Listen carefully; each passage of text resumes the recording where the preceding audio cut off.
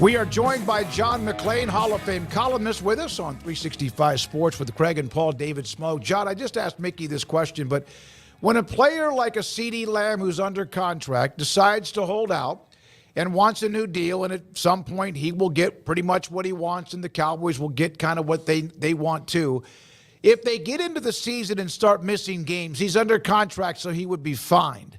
How often does a team say, okay, you would have been fined $2 or $3 million, but we're going to build that into the new contract so basically he doesn't get fined? Used to, David, before the last collective bargaining agreement, teams would always forgive the fine. They say, okay, you've agreed to this contract, we'll forget about it. Well, in the last CBA, they wanted to eliminate holdouts. So they put it in there. If you held out, you got fined $40,000 a day, massive amounts of money, and it couldn't be forgiven. So, but if you're on your rookie contract like Lamb is, you can forgive it. So all these fines that he is compiling, when he agrees to a deal, they can say no problem. But if you're a veteran on your second or third contract, you have to build it in to help offset what they were fined, and that happens all the time. John, the Texans getting ready for the season. You know, you've seen a couple preseason games now. Where do you think that they are maybe a little bit lacking? Where do you think they're better than they were a year ago? Does this look like a team that is primed for a back-to-back nice little run? Paul, one of the reasons they drafted 5 defensive players, including their first pick, Mari Lassiter, who's going to be outstanding, is because of the schedule and the quarterbacks they go against. So they're looking for depth, and they're looking for several starters on defense. They had 5 turnovers against the Giants. They won 28-10 on Saturday. The defense looked really good, but Daniel Jones is pathetic. He threw a pass that Jalen Petrie returned for a touchdown. Paul, you could have returned that for a touchdown. And maybe even David. I know Craig could. Yes, sir. And it was just a terrible decision by Daniel Jones. And the media was just like, oh, my God. But the defense did look good. But the biggest disappointment is the running game. The Texans haven't had a good running game since Arian Foster was there. It's been pathetic since 2019.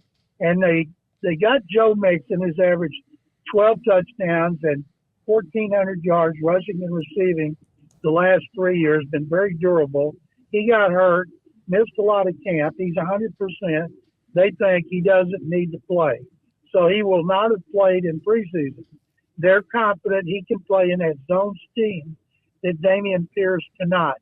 Dameon Pierce was so impressive as a rookie 2 years ago, does not have the patience to excel in the zone scheme. I don't have any reason that they should keep him on the team because they got some young guys who are better. But this running game, Paul, has got to get better, even though we'd love to see Stroud throw on every down because they're so exciting when they throw the ball because they got so many receivers. John, what have been your thoughts seeing the new kickoff rules in action? Well, first of all, Craig, the ball is about where it usually is. And the 25, it's like the 26. But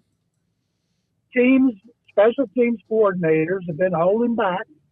They've been holding back because they've got some things up their sleeves. And if somebody unveils something, say the Cowboys do, and it works, then other teams are going to go, we're going to try that. Ultimately, I believe the line of scrimmage will be just about the same as it has been, but there will be some excitement because we're going to have returns. Yeah, I don't want to see the dynamic special teams return type people be eliminated from the game. You don't see that happening at some point, do you? Well, they've already done it because of the rules, because statistics showed players got hurt more on kickoff returns than anything else, and it becomes so boring, uneventful, that they might as well have just not had a kickoff and put it at the 25-yard line. And this is on a trial basis, which means it could be out after 1 year. Before they voted in permanently, which means you'd have to keep it for 3 years. But they want returns. And by lining up the kicking team right across from the receiving team, they're hoping that is going to eliminate all those collisions that we used to see regularly on kickoff returns. John McClain, Hall of Fame columnist with us Tuesdays, usually around 5:30 on 365 Sports. John, is there a story that you're tired of more than maybe Brandon Ayuk and what could happen with him? Well, it's the same one you guys are tired of. It's the same one everybody in the country is tired of. If I have to hear about Dak Prescott or CeeDee Lamb's contract, I'm going to throw up. And I can't imagine what it's like for you guys being in the middle of cowboy country and all the talk shows in Dallas. I'm told by friends of mine in the Metroplex they have not seen this much apathy in the Cowboys since Dave Campo was the coach. I was just on the phone with somebody who is there covering Cowboys camp, and they said this year was so weird. It like their word was it sucked to be there, which is never something any of us say, even in a weird year. But there's some weird stuff going on around the Cowboys right now, John, because of all this, and it just feels off. Like they're preparing for the fall. Who's going to be the running back? Who's going to emerge? The more Jerry talks about he's going to get CeeDee Lamb done, the more the agent is going to jack up the price. Jerry should not be commenting on any contract negotiation. He should have ended it after the first time he commented in training camp. And by the way, whoever told you they didn't like being on the beach where the weather is 70-something degrees, the high, and you can walk and run on that walkway on the water, give me a bleeping break. Send them down here to cover the Texans outdoors every day.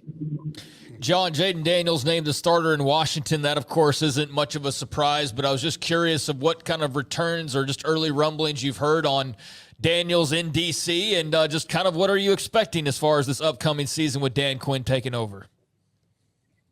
I think he and Caleb Williams and Bo Nix have been terrific. The advantage that he has, Daniels, he's coached by Cliff Kingsbury. And we all know from watching Cliff coach at Texas Tech and then Kyler Murray, you know, they have got a really good offensive coordinator, play caller there, who wants to be a head coach again. So he's in a really good situation. Now, Caleb Williams got a defensive head coach, could be a little bit different. And I tell you what, the more I see of Bo Nix, the more I like him. 61 starts in college, and it looks like, yes, he will be the starter. You know, Sean Payton loves it. Everybody talks about Sean Payton's quarterback guru. If we coach Drew Brees, we might be called quarterback gurus as well. John, last thing for you. The Astros have exploded, wide open now. They are going to coast, it appears, to win the AL West. And, you know, it was kind of up for grabs. We didn't know how they would react to last year when they were left out for the first time in a while. It seems like they've made a lot of moves. I know I watch your Twitter feed. You get frustrated, but they seem to be about to just pop that AL West and win by 10 games. I'm headed to Minute Maid Park with my good friend Tony Peterson, also from Waco, worked at the Trib and the Chronicle. We're going to see them. They were 7-19 since May 1st. They have the best record in baseball. They've done it without Kyle Tucker. He has missed more games than he played. June 3rd, he got hurt. We don't know if he'll be back. Justin Verlander pitching tomorrow. He's missed more than 2 months. They have 4 starting pitchers on injured reserve. Their pitching is carrying them right now. They've got legitimate hitters in Jose Altuve, Yordan Alvarez, Yainer Diaz, and Jeremy Pena. And until Alex Bregman comes back, they're going to struggle at the plate. But, man, Their pitching is great. You guys know you get into a 3-game series in the playoffs, you need 3 pitchers. Astros going to be hard to beat. No question. Thank you very much, John. Appreciate your time.